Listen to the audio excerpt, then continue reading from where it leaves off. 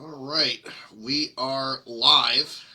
It is day 365 of the 15-day lockdown.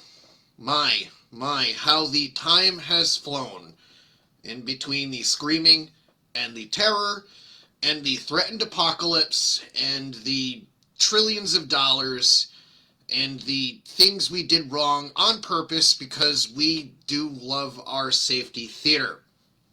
So, it's a year of horror imposed by safetyism and its screamers, and it's time we just took a hammer to all of this bullshit.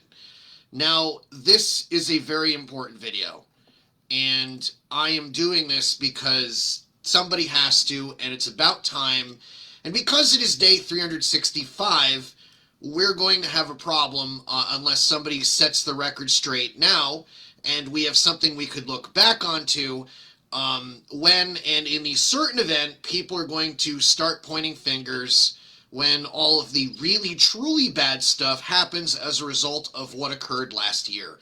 Now, what this video is about, this is about the safetyism narrative, which will not survive in your mind if you watch the whole video. If you are a screamer, you owe it to me and everybody else you have terrorized to watch this entire video. Because this is information you clearly either don't have or you haven't internalized. So this video is also about what did not work and will not work ever based on 365 days of tried and true experience. This video is also about what would have worked and we have rejected because we went, the science is settled. Need I remind you that lobotomies, leeches, forcible sterilization of the mentally handicapped, these things were also settled science, and the world used to be flat at one point. So this is why, if you support this nonsense, you need to watch this video. And of course, this is also about the public health damage inflicted by screamers and the politicians they enabled. So, this is about 365 days of lies and abuse. So, today is March 15th, today is March 15th, 2021. And the safetyism started March 16th, 2020. Of course, last year was a leap year. That's why there's a one-day difference. And of course, we cannot erase this history, my friends. We must never forget, lest it be repeated again. So let's have at it. So before we recap, this was January 22nd, and do watch this. Don't just listen to it. Watch it. You need to see what happened. You need to see the graphs. You need to see everything for what it is. So this, if you are listening and you can't watch it, this is a news story from January 22nd where Biden says there's nothing we can do to change the trajectory of the COVID pandemic over the next several months. So before we kind of just, I don't know, go into every other reason we should have ended this nonsense, that should have stood right front and center. That should have been your clue among the many clues in front of you that none of this was necessary and it was unnecessarily harmful. So before we do more recapping, we have the internet. You can go back, check, and verify all of this. This isn't hidden. There isn't some secret thing. There is no secret book of knowledge where, nobody can get it and it's just hidden and mysterious. So you can verify everything in this presentation, okay? So be sure you know that, internalize that, and are aware of that. So what did we know for a fact in February 2020? We did know there was oral fecal spread of COVID-19. We had all the data from all the cruise ships and all the other ships, one of which was an aircraft carrier. And we did know that the ventilators were deadlier than COVID itself. And 95% of the people we put on vents, were actually the Chinese put on vents in Wuhan, died. The ventilators killed them. We knew this. We did it anyway. We screamed, "My vents, gotta get my vents," and the vents just suddenly disappeared. Everyone just suddenly forgot about it. Well, that is except for those of us who are paying attention. So it was a matter of when, not if, we would all be exposed. Not only did the cruise ship data tell us that, half the people on the ships didn't get it at all. There was some sort of inherent immunity for whatever reason or reasons. 20% had a bad time, but they got over it. And 1% got it real bad, and 1/10 of that 1% died. And that's what played out in real life, not just on the ships. So this was all about the hospitals from the beginning, not preventing anyone from ever getting COVID, which was impossible to do. Not only did we know that was impossible to do, we were saying this from the beginning. 15 days, lockdown, prevent the hospitals from being overwhelmed. Okay? It's that simple. So, the data shows that we all did get exposed, and none of these measures stopped or even delayed it. All right? Case closed. Don't yammer about should have we, we opened too soon, we got to do it safe. Just shut the fuck up, because the data tells you you were wrong, and we'll show you those curves. Coming up really shortly. So, damn right we knew better by March 9th. This was not the whole oral fecal route of spreading COVID-19. Wasn't just some wackaloon thing. This was actually being published in medical literature. This slide is from MedPage from March 9th, 2020. This one, I love it when people say, I read Fortune magazine, ergo I am informed. Well, fine. Did you read this February 20th, 2020 article? You probably didn't. You probably might have overlooked it. But you see, the thing is, we have so many people that have just cherry-picked to justify the safety theater. We just completely overlooked the critical way this thing was spreading, and hand washing, of course, just went out the window. It was about my mask, and we'll get into that shortly. And of course, here's another article from Forbes. I love how people have been citing Forbes the whole damn time. Well, if you have, you might have actually read this article back from March. And it's entitled, Why You Should Flush with the Lid Down. Experts Warn of Fecal Oral Transmission of COVID-19. Of course, gotta love those experts, especially when we only pick and choose, some of what they say over other things they say. So, also, this is what officials said on March 2nd, 2020. This is from Market Watch, another one of those sources where everyone likes to, you see, if it's mainstream media, it's automatically settled science. So, fine. This is what they said on March 20th. U.S. officials say Americans shouldn't wear face masks to prevent coronavirus. And apparently they give 3 other reasons not to wear them. You can go ahead, you can check this all out. I mean, it's not hidden from you. It is right there in front of you, which is apparently for some people the best place to hide it. So here is from that article, continued, what the officials and the experts had bleated March 2nd, 2020. And I'm quoting, there are still many unknowns about how this strain of coronavirus, 2019 and COVID spreads, but when person-to-person spread has continued in the past, it is thought to have happened via respiratory droplets produced when an infected person coughs or sneezes, similar to how influenza and other respiratory pathogens spread, the CDC said on its website. And, of course, it continues, like the CDC, the World Health Organization advises people to wear a mask only if they are displaying symptoms of coronavirus or taking care of a person with suspected 2019 nCoV infection. In a separate update last month, the WHO gave instructions for how to appropriately wear and dispose of face masks. WHO also noted, however, the use of a mask alone is insufficient to provide the adequate level of protection, and other equally relevant measures should be adopted.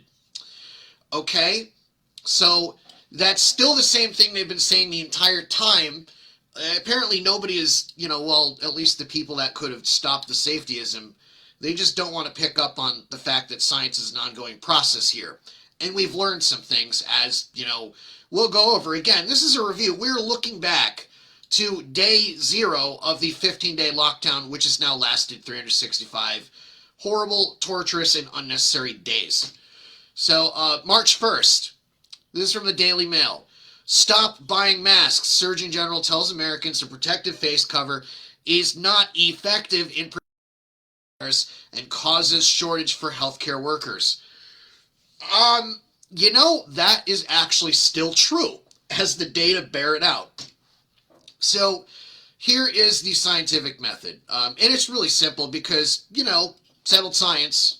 Well, the one thing about science that truly is settled is the process. Science is a process. So step one, you got a theory. Step two, you design an experiment to test that theory. Step three, test, collect data. Step four, you either discount the theory if the data fails to validate it, or you revisit the process to try again. Remember, in God we trust, all others send data. Now, here's your theory from March 16th, 2020. 15 days to flatten the curve to preserve the hospitals. That's it. Lockdown, social distancing, masks work to reduce infections. That's the theory, okay? That's the theory. That's what the Screamer said. That's what the governor, by his almighty omnipotent powers, ordered. That's what we ran with. So this is the one of the famous types of graphs you've seen. This from Vox on March 17th. You know, this is an article they ran. This part, why canceling events in self-quarantine is so important. This says, if we don't do something, you know, oh my God, there's going to be a spike. Hospitals, zombie apocalypse scenario. I get it. And here's the thing. They also show you there's the pink, the do nothing scenario. And then there's the gray, which is the flattened curve, which isn't nearly so bad. And of course, this is from the same article, scrolling down. COVID-19, under the assumption that it had an R0 of 2 to 2.5. By the way, 15 days, if you're not going to knock anything out with an R0 of 2.5 in 15 days, it mathematically gets away from you. And as the curves we're going to show you over the last year will demonstrate, it did get away from all of this. So, of course, this is more from the same Vox article. You've got the curves. Line red goes up parabolic, and it is called no social distancing. And then there's like a scenario if we delay, and then there's like we do everything right, which, oh, by the way, we did do everything right. So the people who want to say it was just, you know, it was Joe Lunchbucket's dinner party, choke on a bag of rocks, because that's not only not true, it's a lie. So are we ready for the experiment yet? The hypothesis was these measures were necessary. It was social distancing and lockdowns would reduce transmission, and it was subsequently that masks would reduce transmission. So it was. Now, this is from the CDC. This is the curve, okay? This is the curve from the holiest of holies, from the source of the sources. This is how it all played out, all right? Now, let's do something mean and actually demonstrate by virtue of red arrows where we got our protective safetyism measures. So that's this slide. So if you actually take a look, you got the 15-day lockdown right about when the trend was just doing what it was going to do. And you got the masks on the downward trend. Now notice all the way to the right that these measures were still imposed, they were still in place, and everybody still got COVID. Now, by the way, according to the CDC, not me, not anybody else, the CDC, they have estimated that out of these positives you see on this graph, not 8 to 9 times as many people got COVID-19. Well, that's practically half the population. It's just like a cruise ship. So you're probably saying, if you're a screamer and you doubt, or you're just trying to play devil's advocate, well, Connecticut's different. It's just this one state. It's just one region. Fine. Let's run with that, shall we? That's when New Jersey implemented the masks, right there. You'll kind of notice they implemented it when everything was already flattening out and on the downward trend. And if you go all the way to the right, the same thing happens that happened in Connecticut. Now, you're probably saying Connecticut, New Jersey, yeah, no place is just like them. They're unique. They're in the Northeast. Well, fine. Let's try Hawaii, shall we? Isolated island. Notice where Hawaii got its mask mandate. And if you look all the way to the right, actually, Hawaii did a little crazier. So the next slide, we're going to focus in on the time period of summer last year from the beginning. So they didn't just require masks inside, they required masks outside. Didn't help, did it? So New York City, we'll go back there. That's where they put in the mask vaccine, April 17th. Notice the curve is coming all the way back down. This is Los Angeles versus Sweden. Notice that Los Angeles, here they've imposed all sorts of ridiculous restrictions, and yet, and in spite of all of that, Sweden took a different approach of saying, might want to be a little careful, we're not going to make you, and things turned out better. So, so much for ideas so good they should be mandatory. Now, this is Israel versus Sweden. They went full Nazi, and, well, I guess the parabolic curve of Israel speaks for itself, and Sweden is just chugging along and not dying.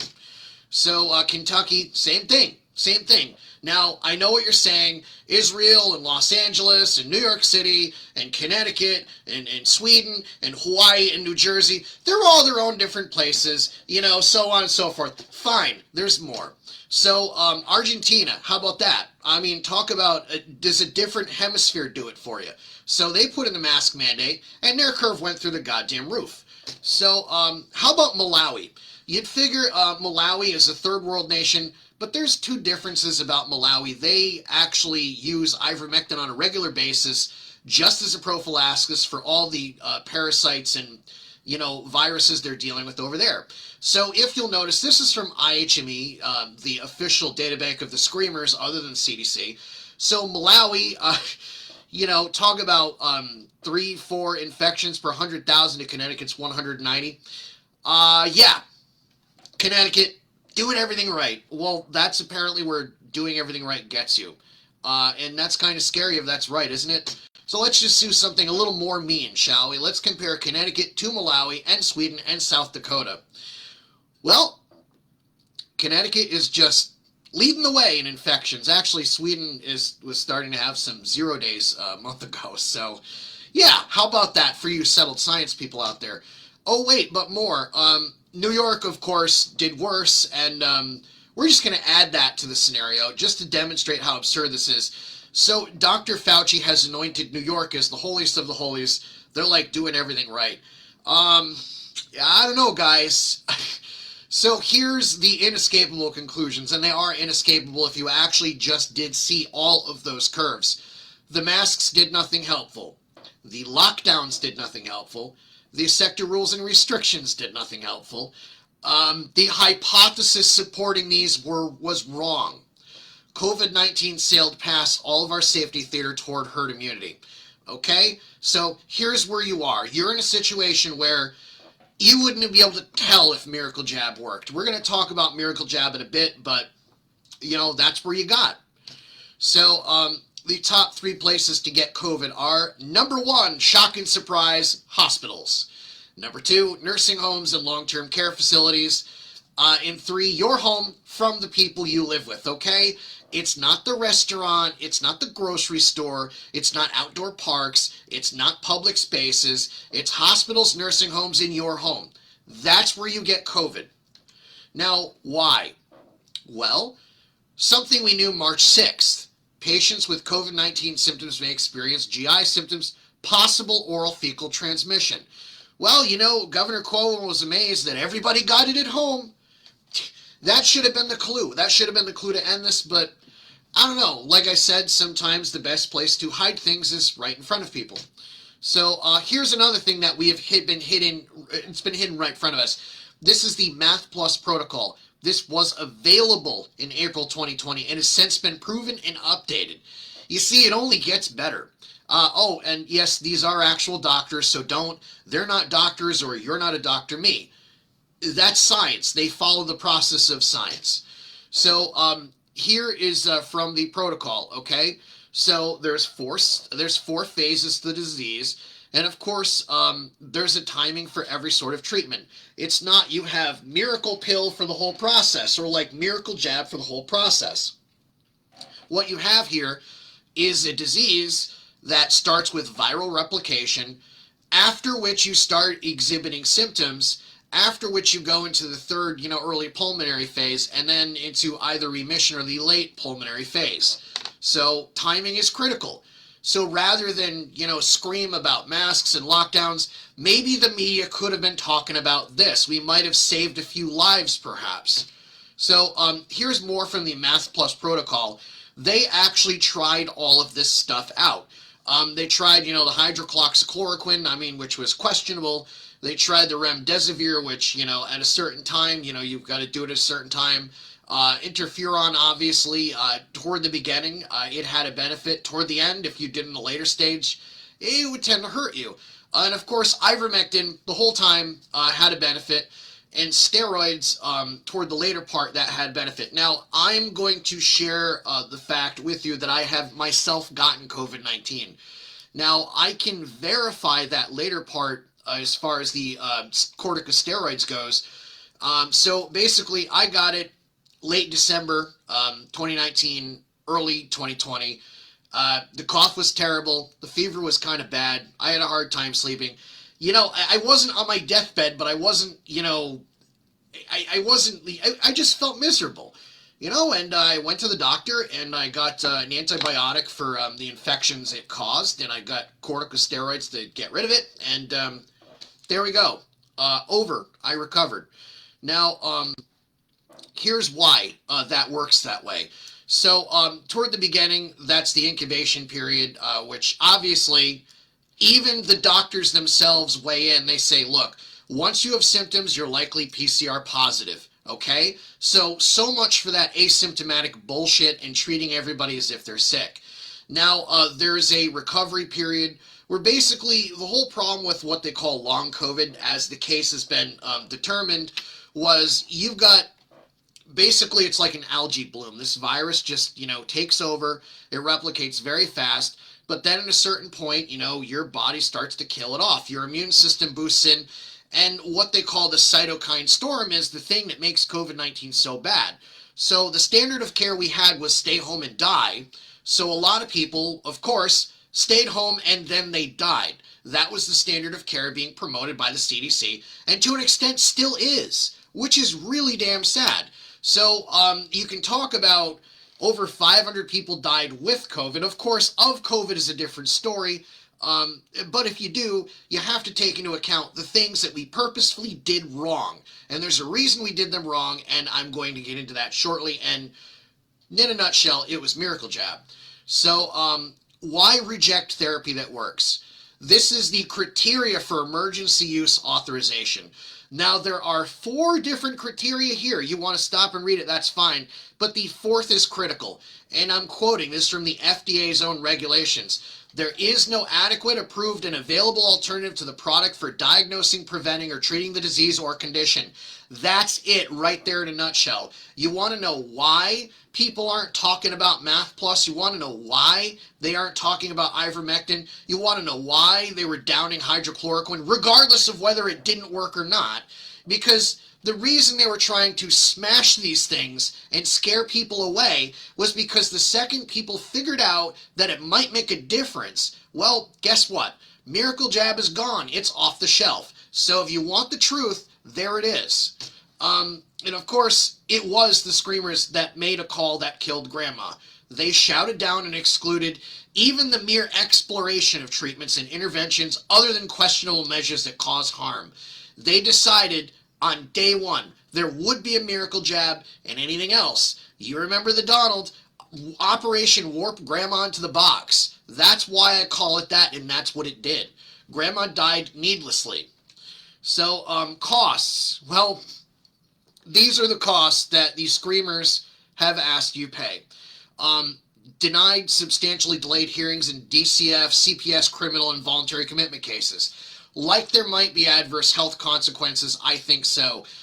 Elderly and child abuse from isolation, well, if you like separating people, well, that's what you get. Permanent loss of a year of education for many children. Permanent small business closures, because more than 330 plus days of hit is mathematically impossible for many of them. And I know 365 is certainly, them's fighting words for some people. So the Screamers bill is lengthy and long, and it is continued. Much higher insurance costs because the 2020 hit on premiums and the inability to gauge costs when governments can just plain shut life down. That's a fact of life now. Existing infrastructure that will definitely not get fixed or wait much longer to fix. We got a lot of bridges, dams. They're already rated D to F on an A to F scale, and Well, you'd be amazed if you took a good look around of what didn't get attended to because people wanted to scream. Higher shipping and everything else costs. So disabuse yourself of your blissful unawareness of the global shipping industry now.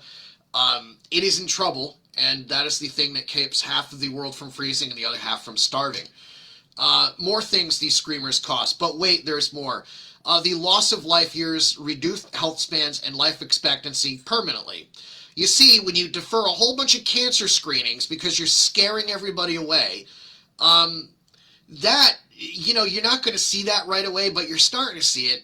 And you're going to see this in the form of millions of lives and life years of decades in terms of cancer alone. Psychological effects, permanent alteration of personalities via isolation, and the prison experiment, which is your average grocery store trip. So you've got permanent and semi-permanent atrophy of job skills, of though we've put out of work indefinitely. And yeah, who the hell would want to invest in business in a climate like this? When the governor can just up and shut everything down. So yeah, there's more. Yes, additional damage done by the screamers includes church closings. You tree huggers out there, you people that are all about climate change, which you used to call global warming. Yeah, you did some environmental damage by not maintaining infrastructure right there. You've inflicted physiological damage, forcing people to have a sedentary lifestyle, and of course the increasingly diminished investment. You could go on, and actually we will, and we are. So the college credit card and mortgage debt bubbles. Oh, that's going to be a bad day, my friends. You just destroyed those. You just popped those.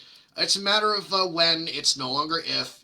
And that was a bad scenario right from the 2008 financial crisis and even before. So when in doubt, we just inflate bubbles. So fewer people are going to start families, have children, buy cars. All that cool you have a future stuff. Might I add, there was already a public health issue in terms of male fertility alone, which has dropped by half. Not a big deal, apparently. Who the hell needs more people? Apparently not these people. There's always of course, increased confusion and oppressively selective enforcement. You see, you get to protest so long as the governor agrees with you. And if you think you have funds for social safety nets like Medicaid, unemployment, yeah, there are bad times ahead, and they're already strip mining Medicare to pay for all this stimulus stuff. Oh, yeah, by the way, speaking of Medicare, 2022 to 23 will be bad. Do not plan on relying on Medicare. Just don't. It's mathematically impossible. It's going to exist in some form, but it's going to be paying for a whole lot less. Hospital closures, you see, they're underwhelmed with the elective procedures not happening that would otherwise keep their doors open and pay the bills. State pension funds, enjoy those while they last, especially you state worker screamers that were like, please, governor, do this. Well, you just give up your pension fund. That's on you. Not on me, it's on you.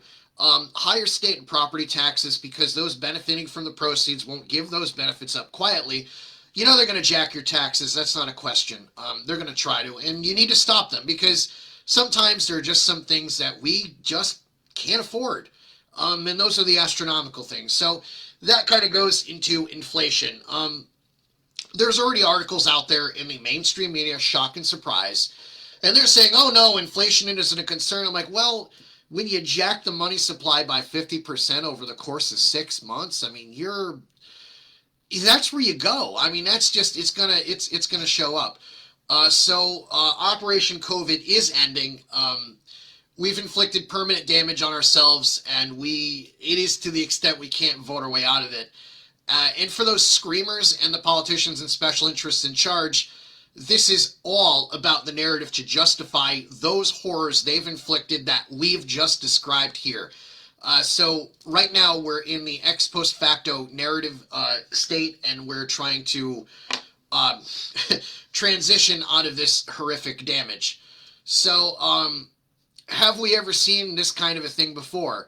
Need we remind you, there were no WMDs in Iraq. The Gulf of Tonkin incident was declassified as not North Vietnam's fault. Actually, that was 16 years ago almost, meaning that war was based on a lie. The war on drugs never worked.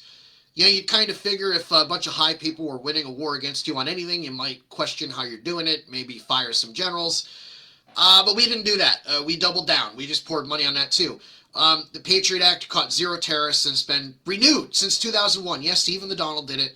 The TSA only groped you and stopped 0 terrorists for the last, 2 decades now. So what would lead you to think COVID would be handled any differently than any of these things? I see we're learning at this point, or at least some of us are. And if anybody's still screaming, apparently they aren't. So this goes into the COVID screamer question and answer. So a lot of you guys out there, if you're still for the mandates at this point, you might ask, oh no, Texas lifted the mandates, including the mask mandate. Answer, you must not believe in King Lamont's godlike powers to stop it with travel restrictions, do you?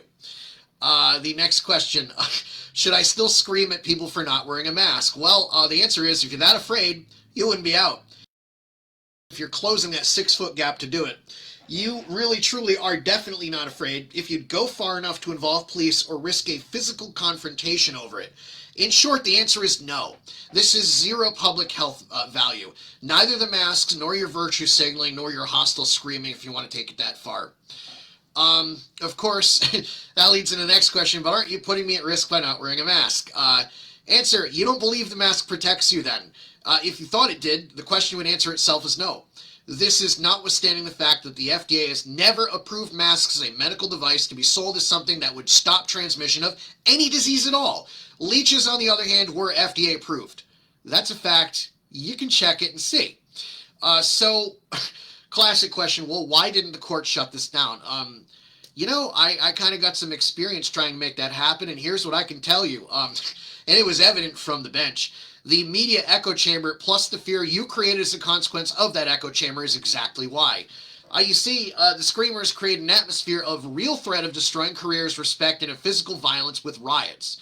The screamers shouted down not only science, but also the Daubert standard for scientific evidence from ever being used. This is straight up politics and fear. The screamers, you out there who scream, you've enabled lawlessness and a complete inversion of our constitutional system of law and order. Shame on you, screamers. That's kind of you took it a little too far, and there you are. And of course, wouldn't the media report on the truth? Answer, no. Fear sells ratings. Ratings sell advertising time. Every special interest group living on the COVID money and stimulus, and not us suckers only getting a tenth of it, regularly purchase news stories, coverage, and op-ed pieces to be run. The mainstream media is not for sale in the future. It has already been sold. Even the clunky and contradictory public health messaging, i.e. you should wear a mask, even alert, getting the miracle jab, that should alert you to the obvious. So that echo chamber of incestuous amplification of interest terrorizes not only you, but even the rare occasion of honest public servants who know a clear injustice has been done. So you want your echo chamber? You got it. And of course, is it safe to open the schools? Answer, it's actually dangerous to have had them closed this long, you monster. Iceland got to the bottom of this and determined that children do not transmit COVID to adults, but rather adults spread it to children. Here's the sidebar for you. The asymptomatic bullshit did not prove out either, regardless of age. So we just went along with models and suspicions for 365 plus days. Now, could you imagine if they had said at day 0, we're going to do this for a whole year? Oh, what would have happened? Use your imagination on that. The question, I love these mainstream media cards, but didn't we lose an entire year of life expectancy to COVID? The answer, the truth is, we lost an entire year of life expectancy to the government response to COVID. You see, the vast majority of those who died of, not with COVID, were past life expectancy. See, the casualties of addled fear porn cost you Medicare, critical infrastructure, cancer screenings, normal treatment, deaths from drug abuse and overdose, and aggravation of existing first world problems like diabetes and obesity, which are not symptoms of COVID, I might add. You see, the daily cortisol dump caused by screaming and 49 governors look for ratings did not help. You screamers all killed us and Grandma in the name of Grandma. So, yeah, that's the truth. It's not COVID that took that year. It's your screaming and the result.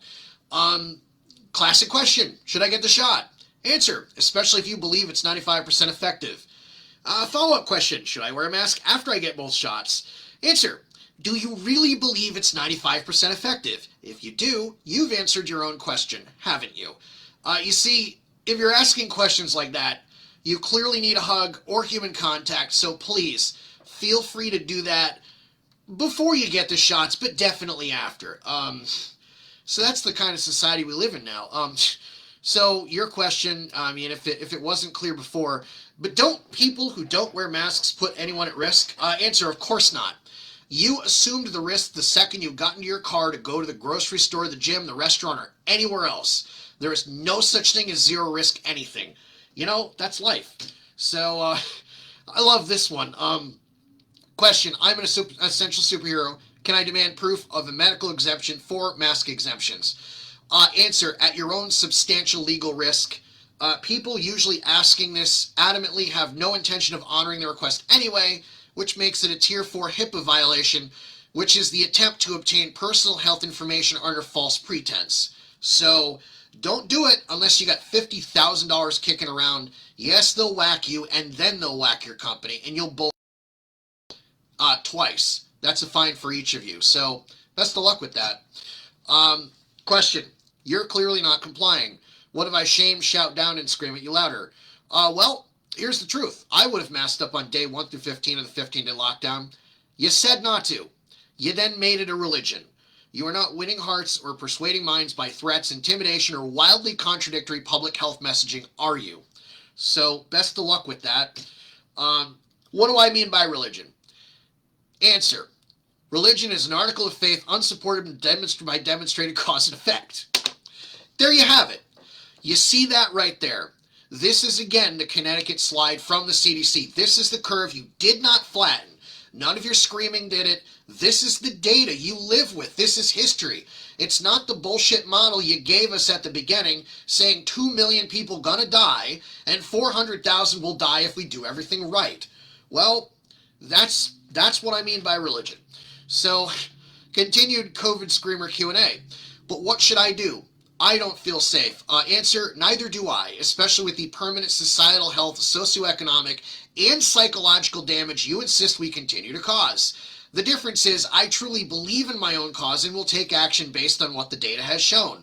The data tells you the danger has passed, and it tells me to log on to makemeday.com. Now, if you haven't logged on to makemeday.com, go do that, pause the video, and you'll see why. So, the classic screamer solution, it's always, can't we just print more money? And that's when I say, okay, sure, I'm already a billionaire, want to make it rain and see what happens. Now, this slide is the front of my $10 billion Reserve Bank of Zimbabwe note, okay? It's the real McCoy. And it's only worth 25 American cents. So, if you think money printing is the way out of any problem, there you go. You can make it rain. Just be sure if you get what you ask for, may you like it.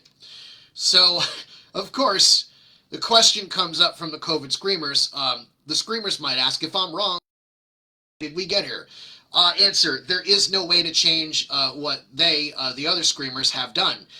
This is why they create narratives. That's why people believe one party is allegedly pro-civil liberties and anti-war, and the other one is allegedly fiscally conservative. Of course, none of that's true. You see, they fear and suffer the pain of accepting facts of the narratives they construct to justify the horrible things that they did to others they perceive to be any different or in a different camp than theirs. So, subconsciously, that is, they cringe and they shudder at the mere thought that you or I are having to take hammers to their gold statues or their icons, or they're being confronted with the cost for what they've done.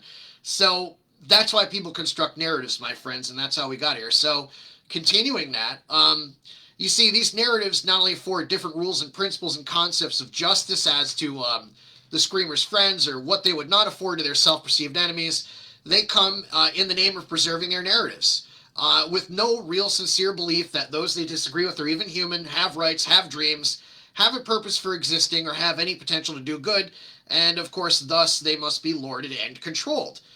They won't even assume good intention in a disagreement. Little do they know that there is no way to not live in a lie, and there are more than two options that are the same lies based on the purest of intentions. So, They simply don't know they can change the outcome rather than accept the choices presented to them. That's the truth. That's how we get to these things. That's exactly how we got the war on drugs. That's exactly how we got the whole war on terrorism. That's exactly how Hitler got people to put people in ovens. That's exactly how China got its Cultural Revolution. That's exactly how you got the Salem witch trials. That's exactly how you got so many things that have happened in history. You see, people believe they have this road to hell they pave with their good intentions. And when they screw up, and when they take it too far, that, my friends, is where you get into Crazyville, which is where we are, which is why we've come to 365 days of a 15-day lockdown. So, are you done yet? God, I hope you are.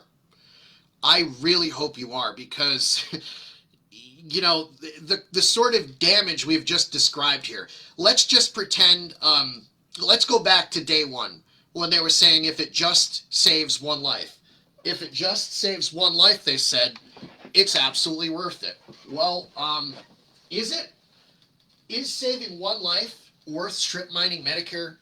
Is saving one life worth taking a year of education from most children in the United States? Actually, all of them weren't homeschooled. I should add. Is it worth it? You know, if it saves one life to just permanently close hospitals through like safetyism, is it worth it? You know, like you think someone should wear a mask so much you'd beat them up, or you'd have someone come out and beat them up? Is it worth it? Is the question, and the answer is no. And if you think it's all worth it at this point, you're a monster. That's just the truth. And there's no amount of data that would ever make you stop being afraid. So people do these things largely out of fear and unfortunately out of a desire to just control and lord over people.